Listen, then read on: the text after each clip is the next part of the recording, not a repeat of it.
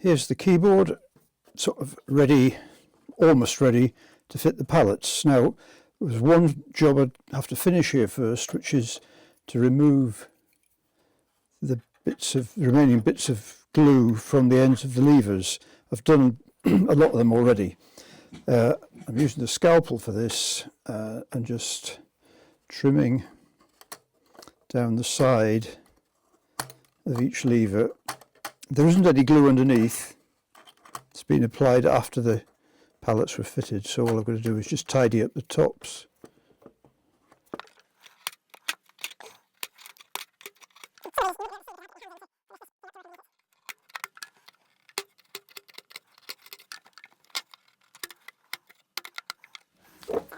That's all of the levers cleaned up.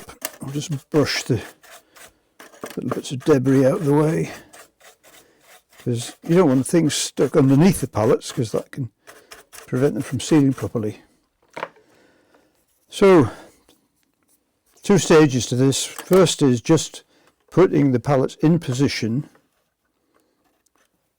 underneath the levers and making sure that the levers are properly bedded into the groove. And I usually use the mark that's left, the wood where the pallet's been sitting, is paler than round about it, so that's a useful guide as to where the pallets need to go, and I will straighten them up once they're all in place.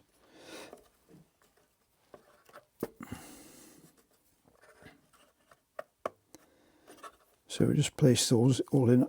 Actually, I'll do this. I'll start working on the back row, which is mostly where the black notes are. A little pointy tool like a small screwdriver is handy for getting these into the right position.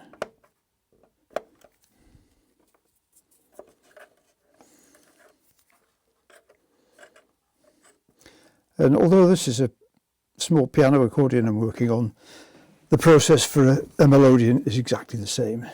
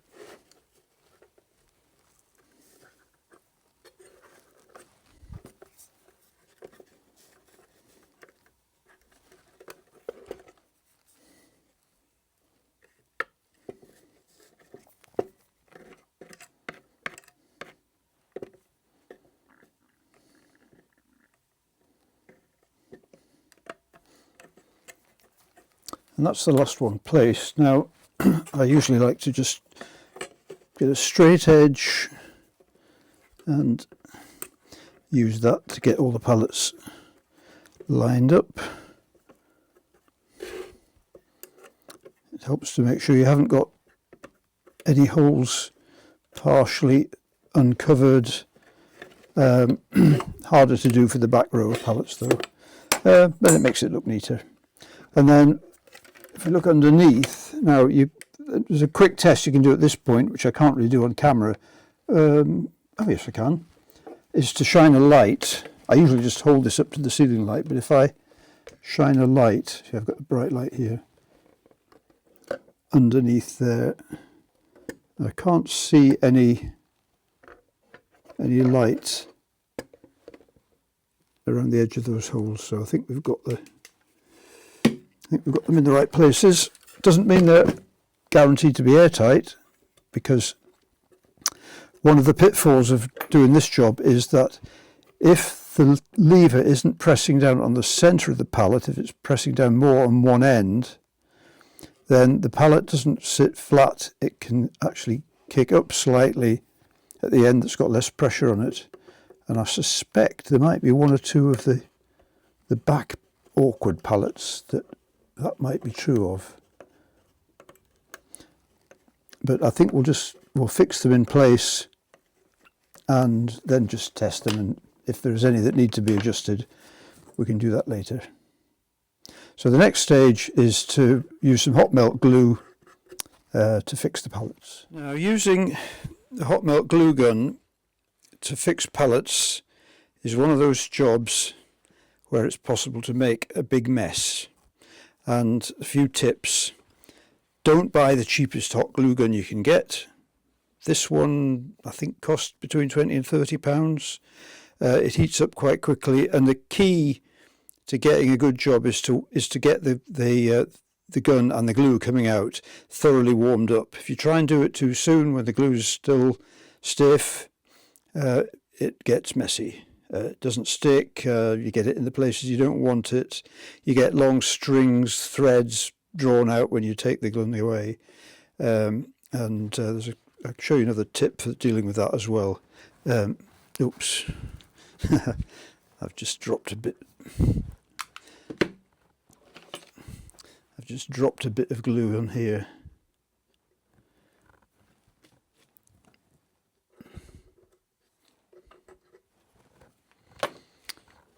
Right, it's one of those things where you have to be aware of where the glue's going, how much is coming out, because if it goes in the wrong place, you have to leave it to cool, and then you can peel it off. So I'm going to start here. I'm going to put a bead of glue on top of the lever, and I'm gradually working along to the end, and then I stop feeding the glue, and now I'm going to just take the tip of the glue gun back and forth along the patch of glue, and that gets rid of the thread that it's drawn out. As the thread drops back onto the glue in place, it melts back into the mass, so you don't see it. So here we go again.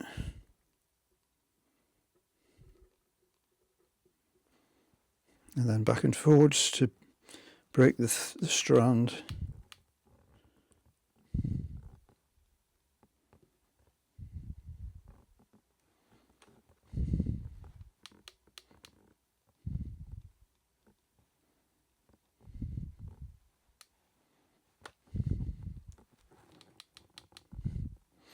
And also, once you've placed the glue, don't try and move it again. If you put too much on, which I think I might have done with that one, wait till it's gone cold, peel it off, and then just redo it. If you try and move the stuff around, it just makes a mess.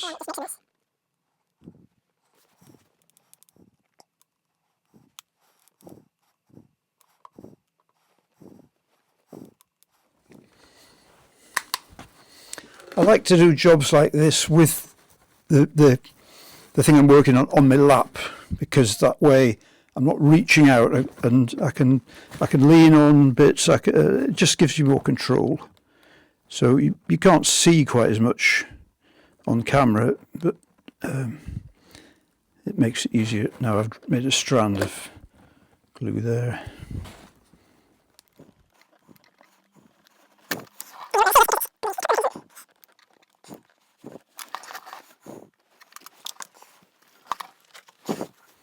I'm just going to try and fasten that coupler mechanism up out of the way with a little sling of masking tape. That should do it.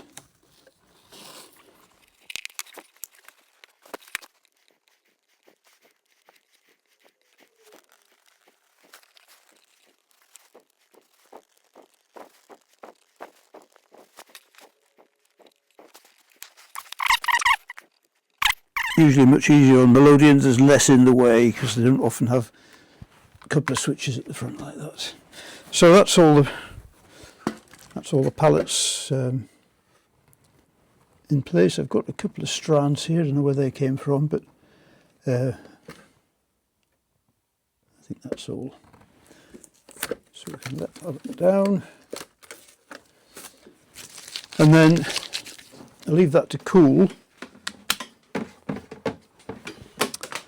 And when the glue's cool, we can test the pallets for leaks.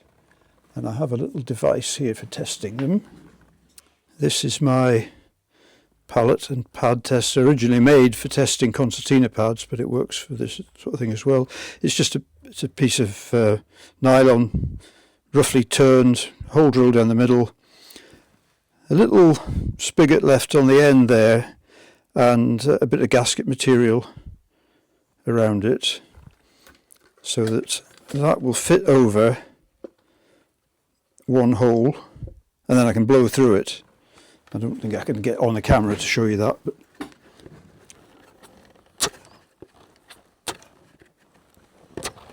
so just a matter of working through there. So there's all the pallets tested and 3 leaking. Now I've marked these with using some masking tape. If you need to mark things like this, please don't mark on the instrument with pencil or pen, because these are temporary things, and if you mark leaks and then you fix the leaks, they're going to confuse somebody later on who's trying to fix another leak. So use masking tape. It's great stuff. You can stick it anywhere you like, you can take it off again, and it doesn't leave anything behind. So we've got all of these are on the back row of pallets, and they're on the front edge, and it's on number 2, 4 and 7. So it's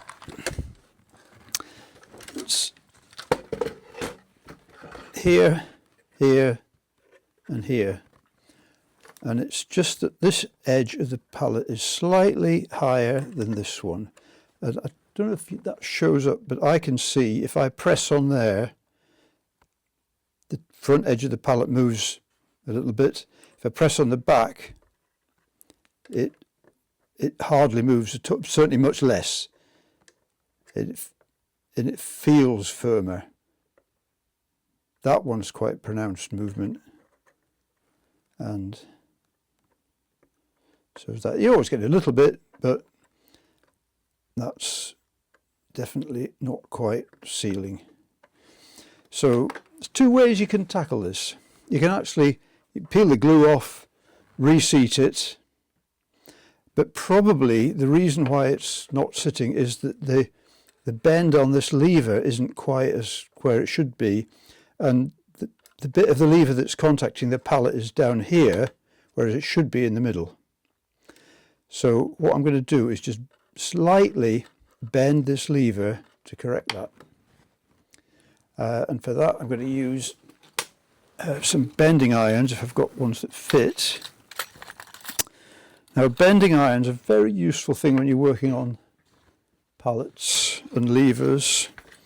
It's a simple tool that you can make yourself.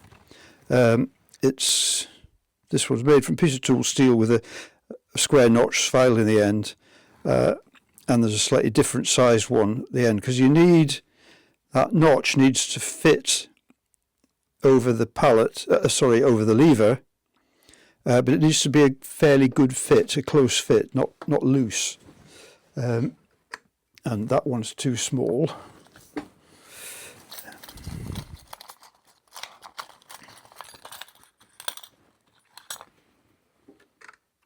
That one's too small.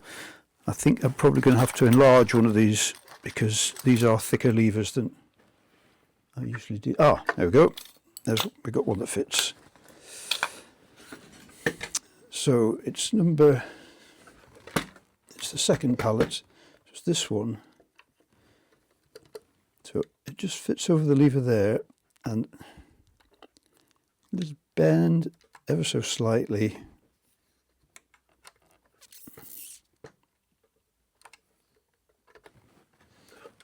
And then I'm going to test for leaks again. Still leaking.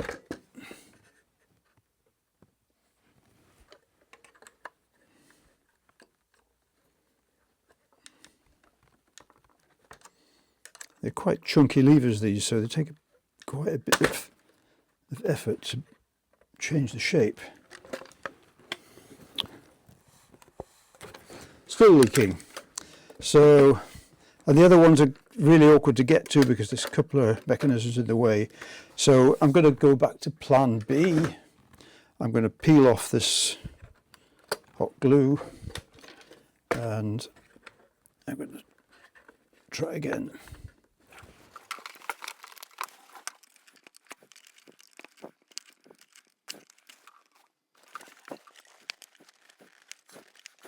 You can tell from the effort it takes to get it off that this hot glue stuff does fix things quite securely.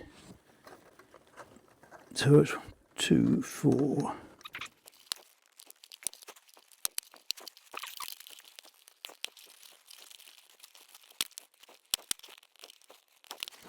Now I'm going to take the pallets out because I want to check that there isn't anything stuck underneath them. It shouldn't be, but now that's all nice and clean.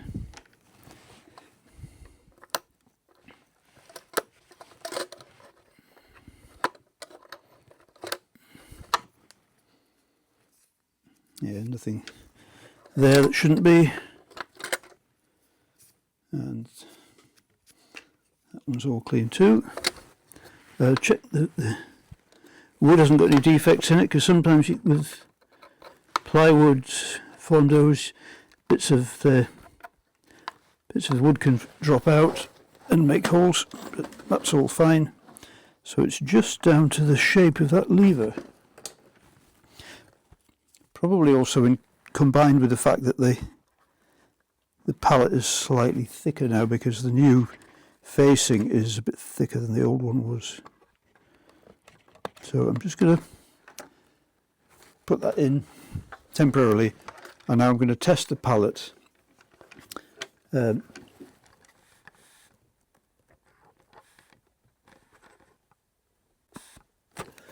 I can make it seal by just pressing on it a little bit further. The spring on there is similar pressure to the others, so it's entirely about how the pallet is being pressed down by the lever.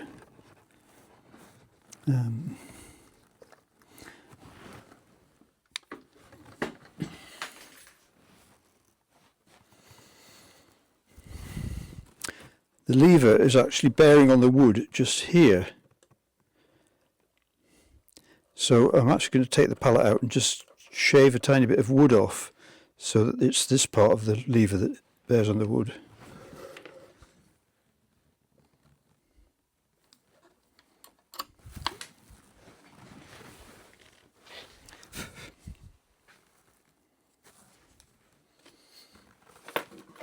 So I'll use the file that I used to clean out the old glue with. I'm just going to deepen the groove towards the back of the pallet. Put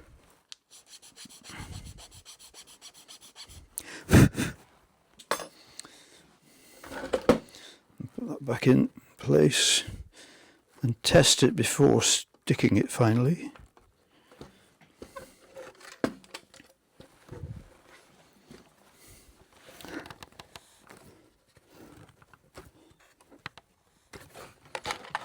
It's not leaking so much, but still a little bit, so we'll just have that one out again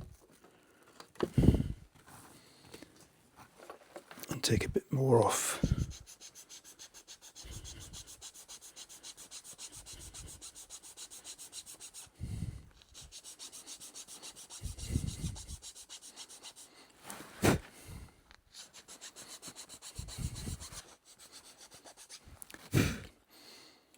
You ever take an old accordion apart and you find about the midpoint of the groove in the pallet a tiny little square of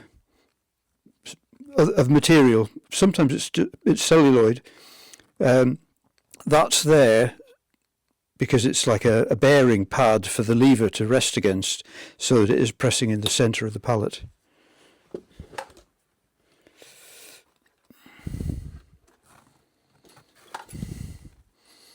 Because this problem of uneven pressure on the pallet is, it's not usually a problem with the two-voice instrument where the pallets are fairly short, but it can be more common if you've got 3 or 4 voices where the pallets could be quite a lot longer than these ones. Now, just test that now.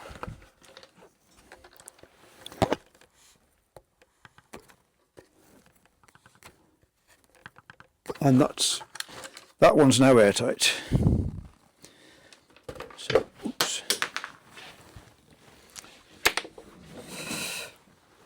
So I'm going to glue that one in place. Well, I know it's right.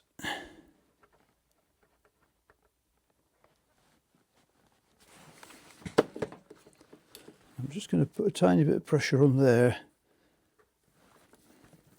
as the glue cools.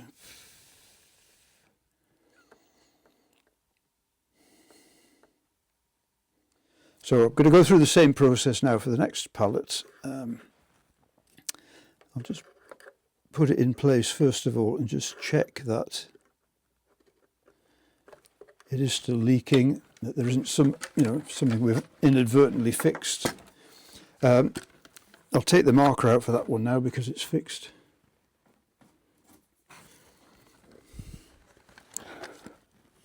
Yeah, definitely a leak there.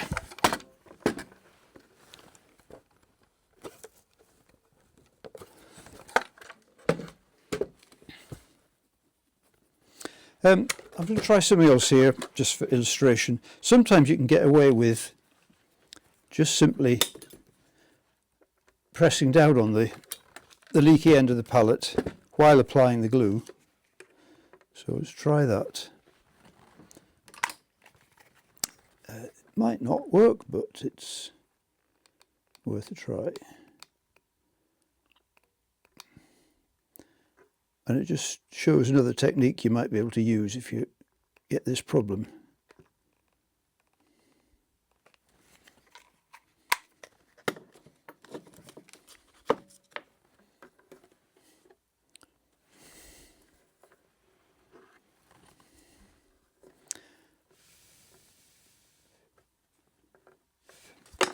Right, let's try the pad tester on that one. And that's airtight. So we can take that marker off, and that just leaves the last one.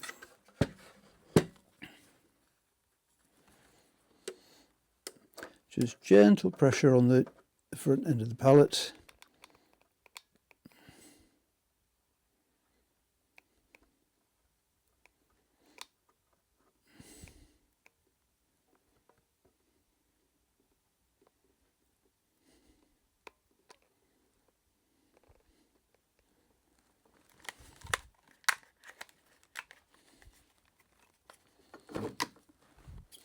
And just hold that there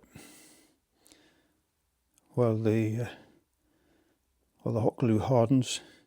With this particular glue gun, I know when it's hot enough because the glue comes out with little bubbles in it, and as the glue cools, the bubbles shrink and mostly disappear. And as the glue sets, it also goes slightly cloudy. So I'm just watching this now, and I can see that some of it is starting to go cloudy where it's in contact with the metal lever, which is conducting some heat away.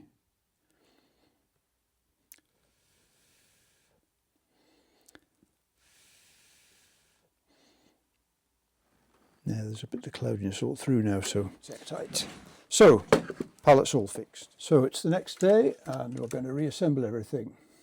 I've already put the grill back on, so I've got reed blocks to put in.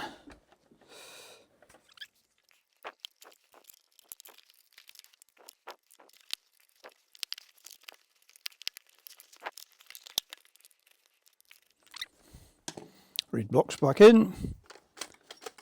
A couple of mechanisms work. Keys move smoothly, much less rattly than before. I will connect this to the rest of the instrument. I've noticed that the bellows pins are quite rusty, so I'm going to put some new bellows pins in.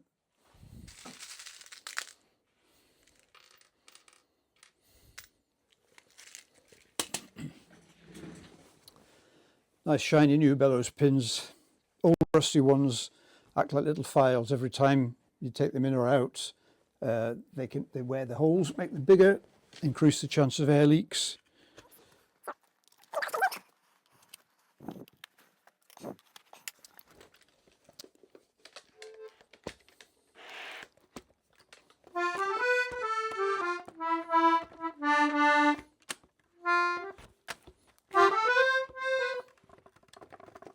And those keys are so much quieter than they were before. There's still a bit of noise. They're never going to be completely silent, but I think the owner is going to be very happy with that.